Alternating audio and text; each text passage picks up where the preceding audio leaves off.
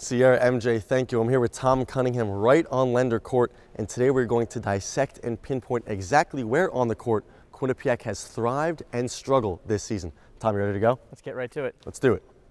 Okay, Tom, let's start right here beyond the three-point line. Quinnipiac has some shooters. Mikey Dixon and Peter Kish can shoot the rock. Andrew Robinson, Phil Winston, Reggie Oliver off that bench have the ability to knock shots down, but they've been unsuccessful so far this season, wouldn't you say? Yeah, there's been sort of a Jekyll and Hyde team from the three-point line. You go back the last two games, the team hit 16 three-pointers against Ryder in that loss, and they hit 4 three-pointers against Fairfield in that loss. So it's just sort of a tale of two teams when it comes to the three-point line. The team sits at 7th in the MAC, right around where their standings have been all season at 33% from three. Nobody on this team in the top 15 in three-point percentage from the field. Mikey Dixon, 37%. He's the leader on this team. You know, you mentioned guys like Andrew Robinson. He comes out and hits 5 threes against Ryder, just 1 3 against Fairfield. It's just sort of a tale of two teams from the three-point line. Part of that struggle might have come from Danny Harris, who shot 40% from three-point range last season, just 33.6 this year.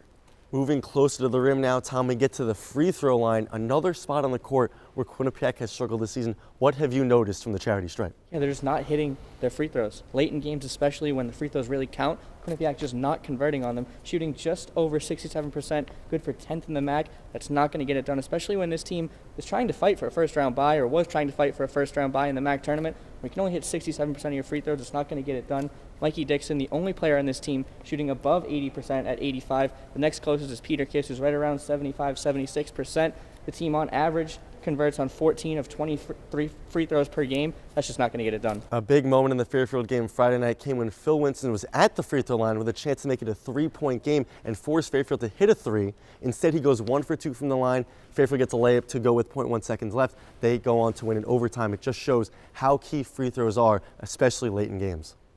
We're almost at the cup, Tom. We're now inside the paint, where Quinnipiac has been much better inside than out. What have you noticed this year from their plethora of big men that Tom Moore can go to? Yeah, it starts with Chase Daniels. He's 6th in the MAC, 51% from the field.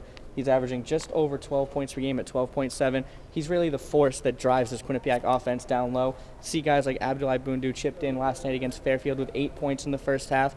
And really, their offense goes as they score down low. When they're scoring down low, it opens up the rest of the floor for the shooters like Danny Harris, Andrew Robinson to get open and knock down some open buckets. The MAC is a guard-heavy league, so when Tom Moore has a lot of big men that he can go to, it puts Quinnipiac at a much bigger advantage.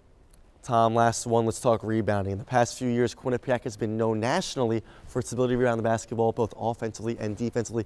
This year, not as great of a production, but still very noticeable in the MAC. Yeah, I think so many people are used to Quinnipiac being near the top of the nation in rebounding. This year, they take a little bit of a step back, but still a great rebounding team. They sit at 4th in the MAC with a plus 1.5 rebounding margin, and they're getting 14 offensive rebounds per game, getting a ton of second chance opportunities, which is definitely going to help in the close games in the latter half of the MAC schedule and going into the MAC tournament. They've taken a little bit of a step back in defensive rebounding. Guys like Chase Daniels, Abdoulaye Bundu, and Donovan Smith, before he went down with the injury, were really doing a great job rebounding, especially for a team right in the mid-pack of the MAC. You know, in past years, we've seen senior big men really step up and dominate the boards, like an Ike Azatam, like an Usman Jame. This year, Chase Daniels is a junior. Donovan Smith is a senior, but he's out with that broken foot. Abdoulaye Bundu, Alan Sheik, and Jaquan Jones, all underclassmen, are, you know, just not that star-studded big man that Quinnipiac is used to.